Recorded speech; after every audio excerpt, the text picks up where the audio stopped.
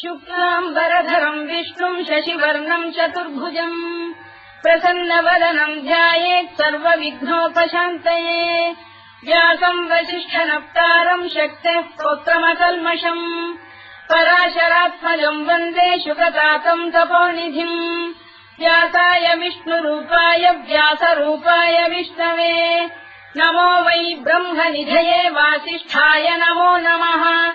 अविकाराय शुद्धाय नित्याय परमात्मने सदैकरूपरूपाय विष्णवे सर्वजिष्णवे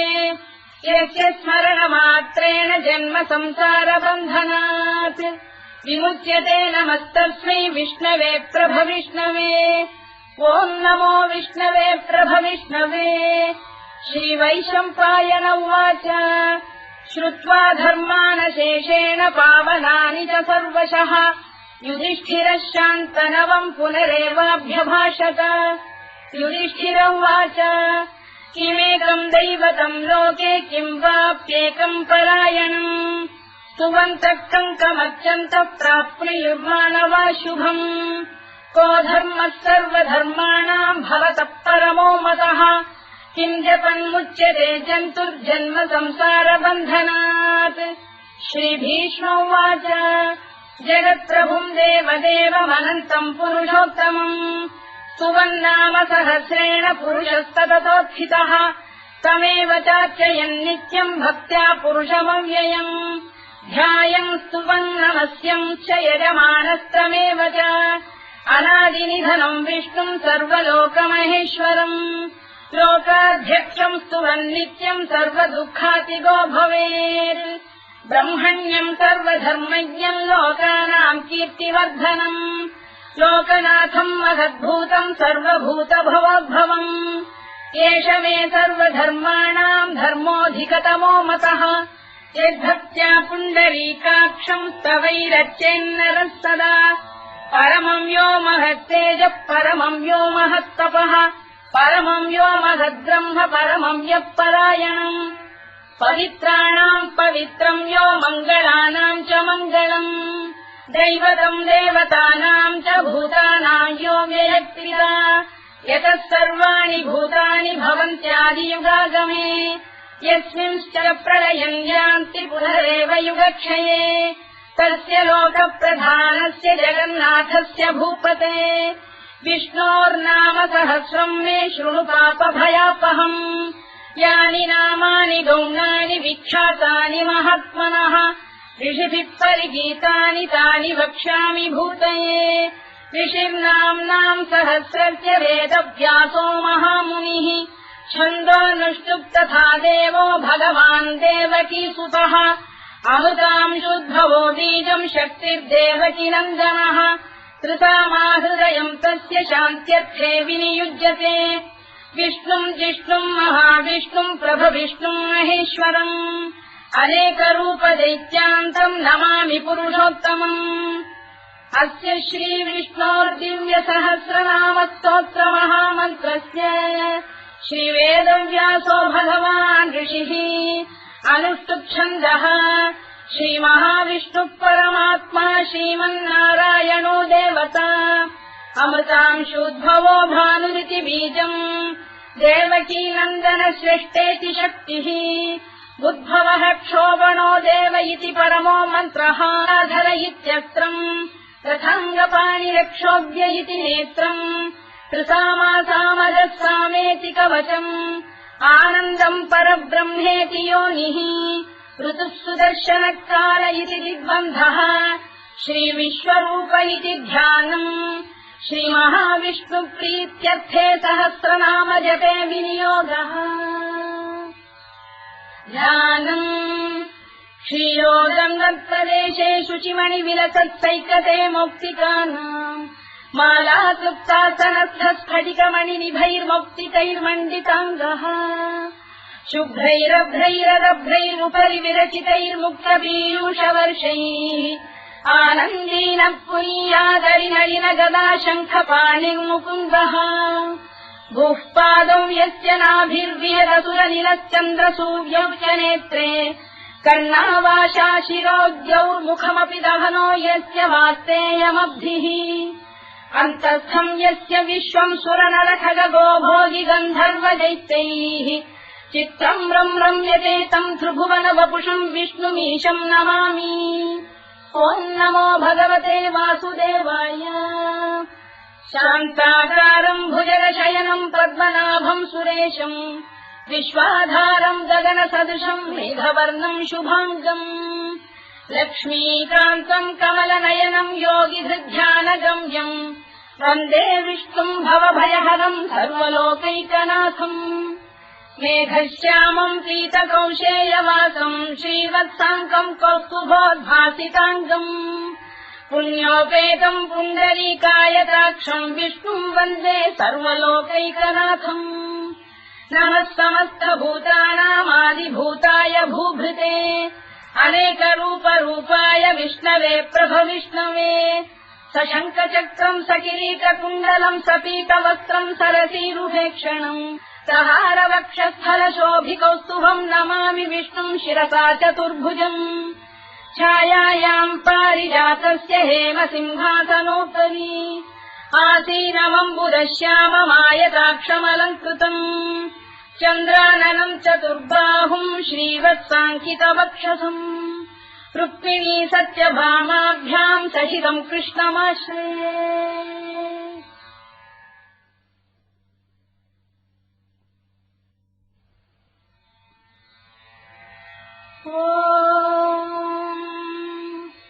विश्वम् विष्णुर्वशत्कारो भूतभव्य भवत्प्रभुः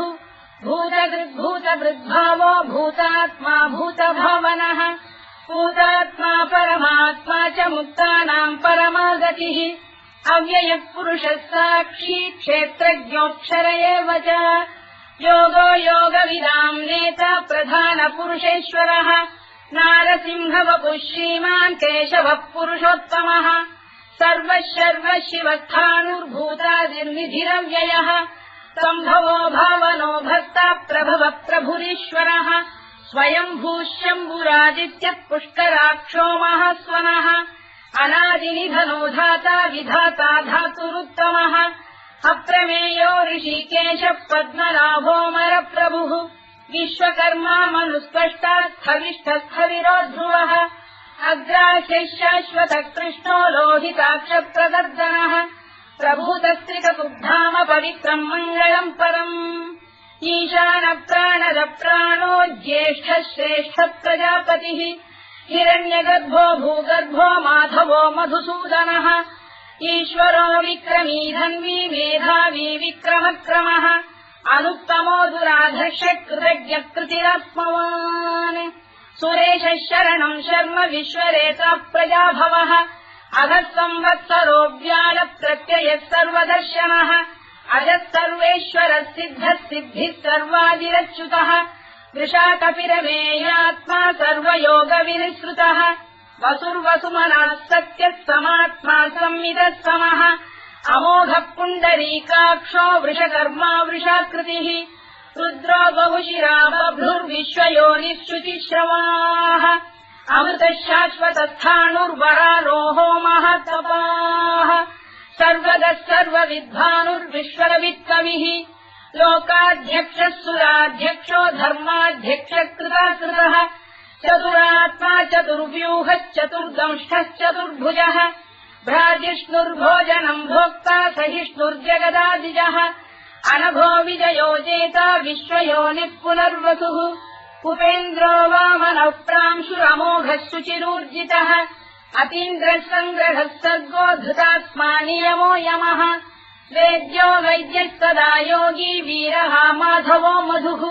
अतीन्द्रियो महामायो महोत्साहो महाबलः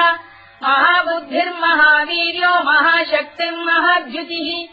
अनिर्देश्य वपुः श्रीमान् अमेयात्मा महाधृधृत् महेश्वासो महीभक्तः श्रीनिवासः सताङ्गतिः अनिरुद्धः सुरानन्दो गोविन्दो गोविदाम्पतिः मरीचिर्दमनो हंसः सुपर्णो भुजगोत्तमः हिरण्यनाभः सुतपाः पद्मनाभः प्रजापतिः अमृत्युः सर्वदृक्सिंहः सन्धाता सन्धिमान् स्थिरः अजो दुर्मर्षणः शास्ता विश्रुतात्मा सुरारिः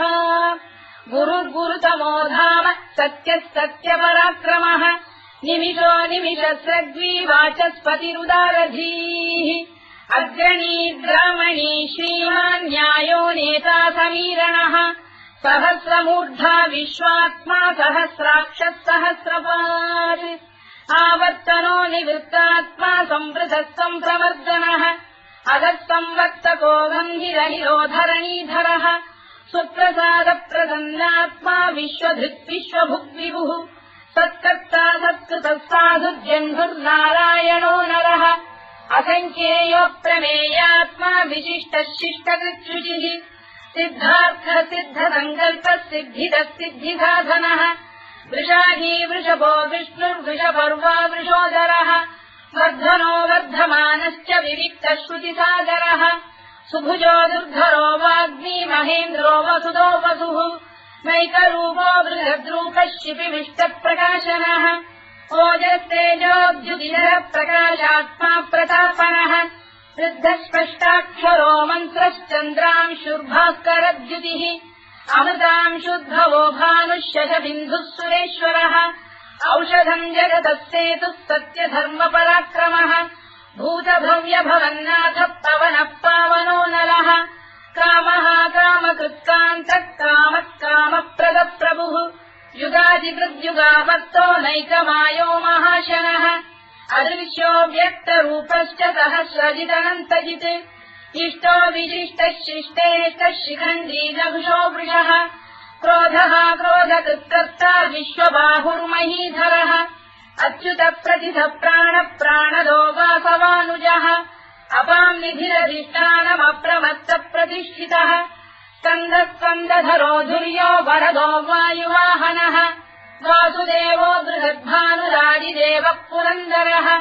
अशोकस्तारणस्तारः शूरः शौरिर्जनेश्वरः अनुकूलश्च तावर्तः पद्मी पद्मनिभेक्षणः पद्मनाभोरविन्दाक्षः पद्मगर्भः शरीरभृत् महर्भिर्वृद्धो वृद्धात्मा महाक्षो गरुडध्वजः अतुलः शरभो भीमः समयज्ञो हविर्हरिः सर्वलक्षणलक्षण्यो लक्ष्मीवान् समितिञ्जयः विक्षरो रोहितो मार्गो हेतुर्दामोदरः सहः महीधरो महाभागो वेगवानमिदाशनः उद्भवः क्षोभणो देवः श्रीगर्भः परमेश्वरः करणम् कारणम् कर्ता विकर्ता गहनो गुहः व्यवसायो व्यवस्थानः संस्थानस्थानदो ध्रुवः परधिः परमस्पष्टः तुष्टः पुष्टः शुभेक्षणः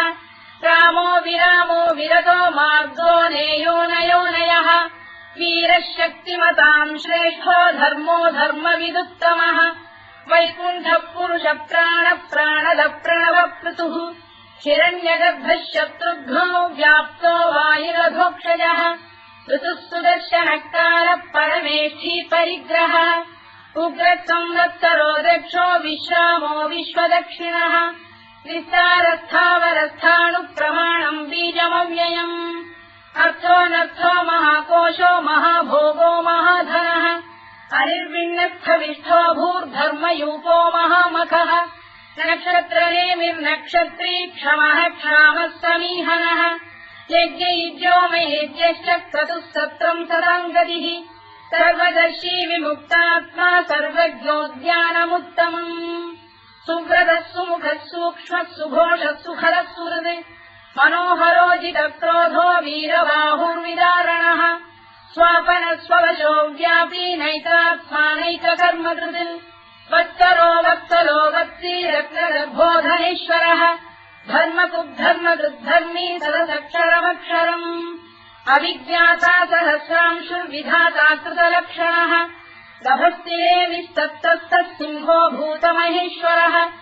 आदिदेवो महादेवो देवेशो देवभृद्गुरुः उत्तरो गोपतिर्गोप्ता ज्ञानः सोमपो मृतपः सोमः पुरुजिः पुरुषोत्तमः विनयो जयः सत्यसन्धो दाशार्हः सात्वताम् पतिः जीवो विनयिता साक्षी मुकुन्दोमितविक्रमः अम्भोनिधिरनन्तात्मा महोदधिशयोऽन्तकः अजो महार्घ स्वाभाव्यो जिता मित्र प्रमोदनः आनन्दो नन्दनो नन्दः सत्यधर्मा त्रिविक्रमः महर्षि कपिलाचार्य कृतज्ञो मेदिनीपतिः त्रिदशाध्यक्षो महाशृङ्गकृतान्तकृत् महावराहो गोविन्दः सुषेण कनकाङ्गनी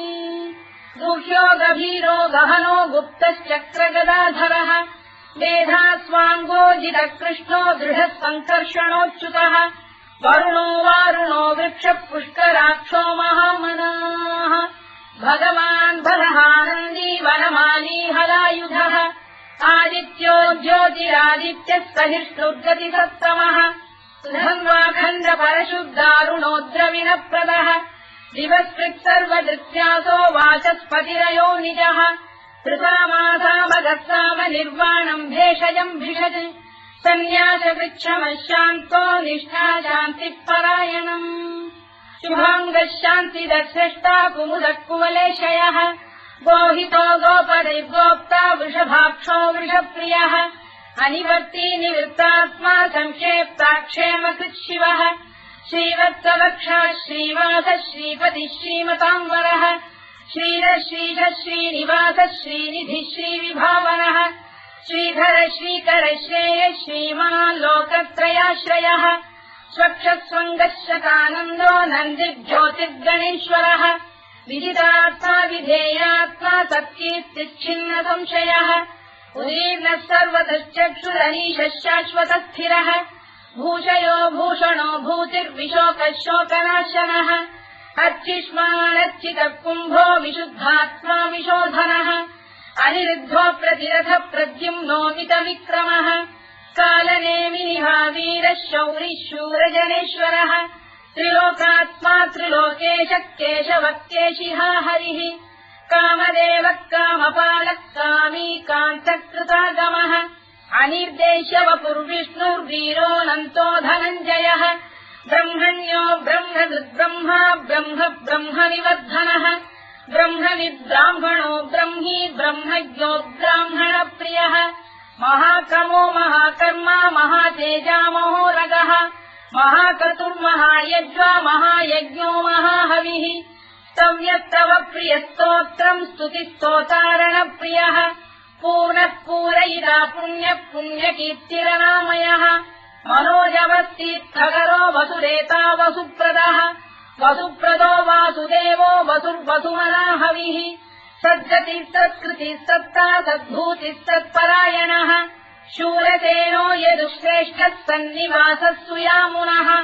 भूतावासो वासुदेवः सर्वासु निलयो नलः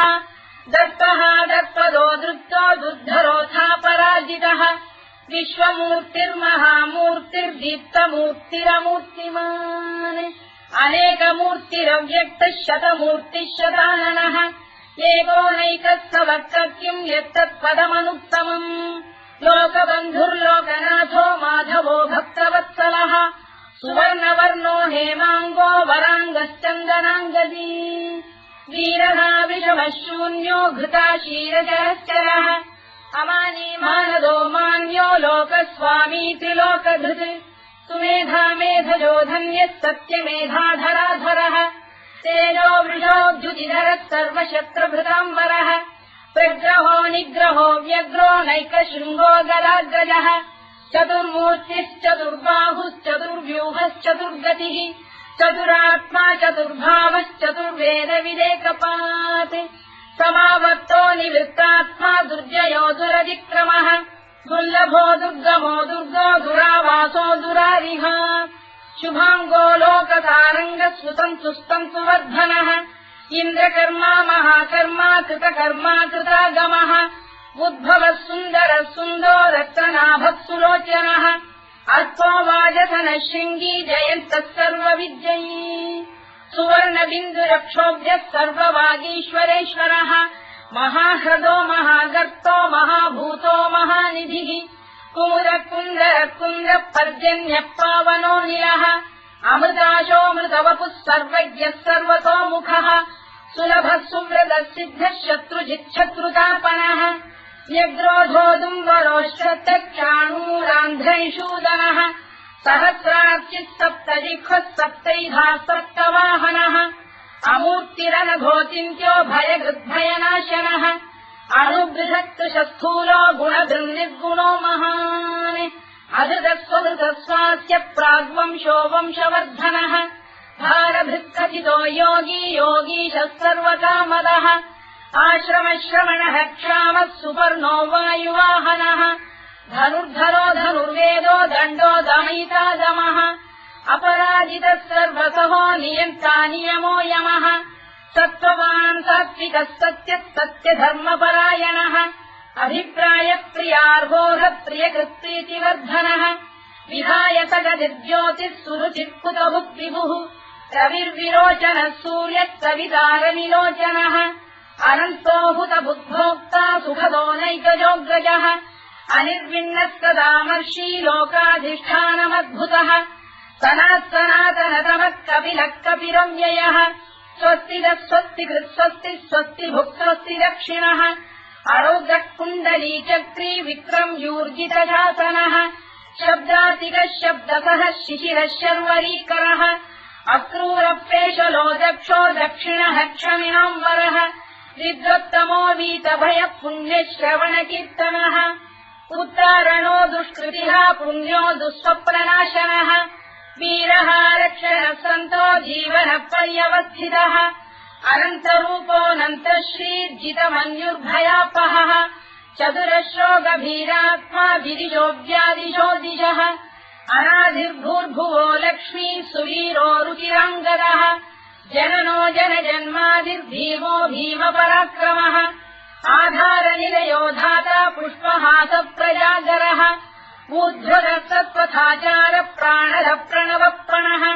प्रमाणम् प्राणनिलय प्राणभृत्प्राणजीवनः तत्त्वम् तत्त्वविदेकात्मा जन्ममृत्युजरातिगः भूर्भुवः स्वस्तरुस्तारः सविता प्रपितामहः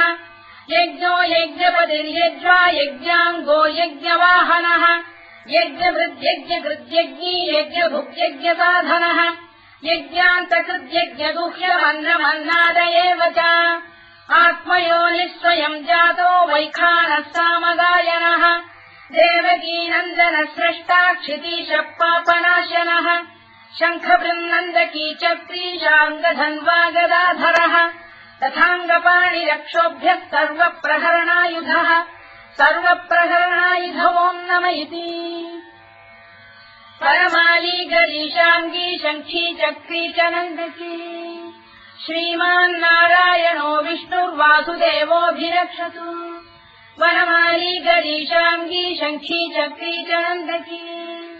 श्रीमान्नारायणो विष्णुर्वासुदेवोऽभिरक्षतु वनमाली गरीशाङ्गी शङ्खी चक्री च नन्दकी श्रीमान्नारायणो विष्णुर्वासुदेवोऽभिरक्षतु इतीदम् कीर्तनीयस्य केशवस्य महात्मनः नाम्नाम् सहस्रम् दिव्यानामशेषेण प्रकीर्तितम् य इदम् शृणुयाम् नित्यम् यश्चापि परिकीर्तयेत् नाशुभम् प्राप्नुयात् किञ्चित् सोमुत्रेह च मानवः वेदान्तको ब्राह्मणस्य क्षत्रियो विजयी भवेत् वैश्यो धनसमृद्धस्य क्षुद्रः सुखमवाप्नुयात् धर्मार्थी प्राप्नुयात् धर्ममर्थार्थी चार्थमाप्नुयात् कामानवाप्नुयात् कामी प्रजार्थी चाप्नुयात् प्रजाम् भक्तिमान् यः सदोत्थाय शुचिस्तद्धतमानसः सहस्रम् वासुदेवस्य नाम्नामेतत्र कीर्तयेत् यशः प्राप्नोति विपुलम् याति प्राधान्यमेव च अचलाम् श्रियमाप्नोति श्रेयः प्राप्नोत्यनुत्तमम्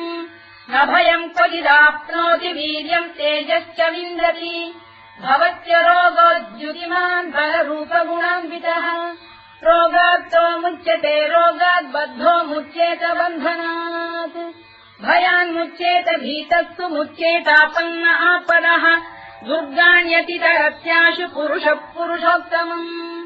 सुवन्नाम सहस्रेण नित्यम् भक्तिसमन्वितः वासुदेवाश्रयो मर्त्यो वासुदेवपरायणः सर्वपापविशुद्धात्मा याति ब्रह्म सनातनम् न वासुदेव भक्तानामशुभम् विद्यते क्वचित् जन्म मृत्युजरा व्याधि भयम् नैवोपजायते इमम् स्तवमधीयानः श्रद्धा भक्ति समन्वितः युज्येतात्मसुखक्षान्ति श्रीधृति स्मृतिकीर्तिभिः न क्रोधो न च मात्सर्यम् न लोभो न शुभामतिः भवन्ति कृतपुण्यानाम् भक्तानाम् पुरुषोत्तमे द्यौस्तचन्द्रास्तनक्षत्राखम् दिशो भूर्महो दधिः वासुदेवस्य वीर्येण विधृतानि महात्मनः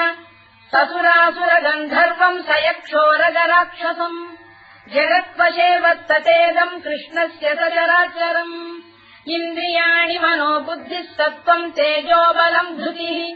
वासुदेवात्मकान्याहुः क्षेत्रम् क्षेत्रज्ञ एव च सर्वागमानामाचार प्रथमम् परिकल्पते आचारप्रभवो धर्मो धर्मस्य प्रभुरच्युतः ऋषयपितरो देवा महाभूतानि धातवः जङ्गमाजङ्गमम् चेदम् जगन्नारायणोद्भवम्